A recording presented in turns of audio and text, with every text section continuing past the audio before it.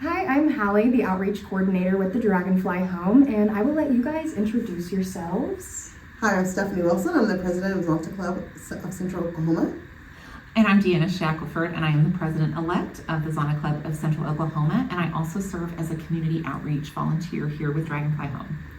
I'm so excited for this interview. These two ladies are absolutely amazing, and I get to work with Deanna on our community outreach team pretty often, but they're with Zonta, and I want to first start with asking you guys individually and also with Zonta, what made you guys get involved with the Dragonfly Home?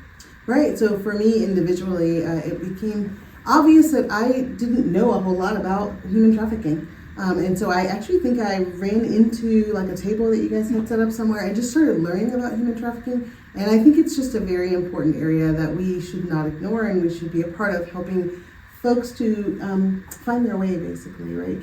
Well, just like Stephanie mentioned, I really didn't know a lot about the extent of human trafficking that is going on locally here in Oklahoma, but it was definitely through my work with Zonta that I came to know Dragonfly Home. Zonta has a very special place in our heart for Dragonfly Home because we've been with you all really since the beginning in 2016, and it's just such a privilege for our group of women to support the efforts that this mostly women-led group is doing for the immediate community. In Zonta, we believe in building a better world for women and girls, and that is just so key to what is happening at Dragonfly. And I feel even more connected through my work with the community outreach program. It's really become very personal to me in the work that I've been doing over the last few months in terms of just learning a little bit more about the extent of the situation here with human trafficking in Oklahoma and how anyone can be involved and help make a difference in the life of someone who's being trafficked. I love that, and I mean, Zonta has a huge place in our heart at Dragonfly. They have been one of our foundational supporters for quite a while with Dragonfly, and I mean, I can look back on some of the things that we've been involved with together and different fundraising opportunities and supporting survivors. So I want to know if there's anything that stands out to you that's memorable in your time, working with Dragonfly or supporting Dragonfly.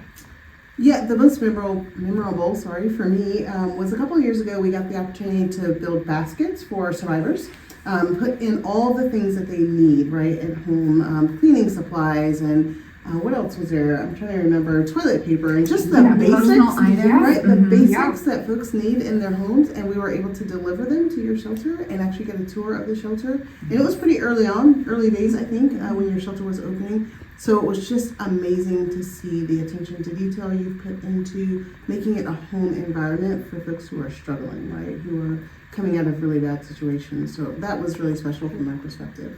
And that really is, I think, a big part of what we do at the Dragonfly Home. It's why our name is Dragonfly Home. Regardless where people are receiving those services, we want them to feel welcome. We want them to, realize that we've really paid attention to the details. We've made it to where they're welcome here, bright and colorful in our rooms for survivors, and letting them know that, we're here to support in all these ways that we can, but we can't do that without people like Zonta and what you're doing.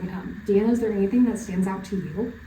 I think certainly just knowing that when you build a basket for someone, you really do see it becomes very clear that people who are leaving trafficking are leaving really with probably just the clothes on their backs. And so just basic necessities, having that readily available as they are transitioning from being a victim into a survivor. Just the fact that we were able to and are able to be a small part of that introduction to their new and vibrant life that they're going to have as they walk through services from Dragonfly Home. It's so meaningful to me.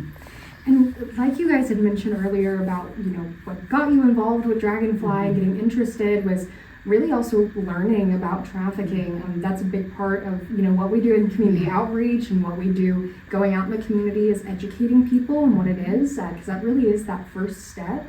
But for the people who are just now getting into that education, learning about trafficking, learning that it's happening here in Oklahoma and it's affecting our communities, and on top of that, there's somebody here doing something about it.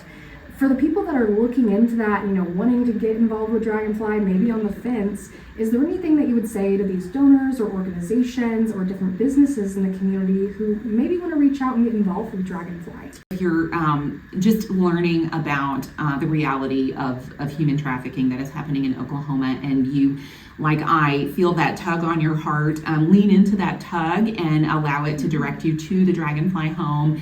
Access their website, their resources there. Contact the wonderful staff and volunteers. They will answer any questions that you have, and they will help to reinforce the message that whatever you are able to do, if it is your physical presence, your time, your hard-earned, the income that you want to provide toward the Dragonfly home, all of that is going to directly impact young women, men, children who are directly impacted by human trafficking.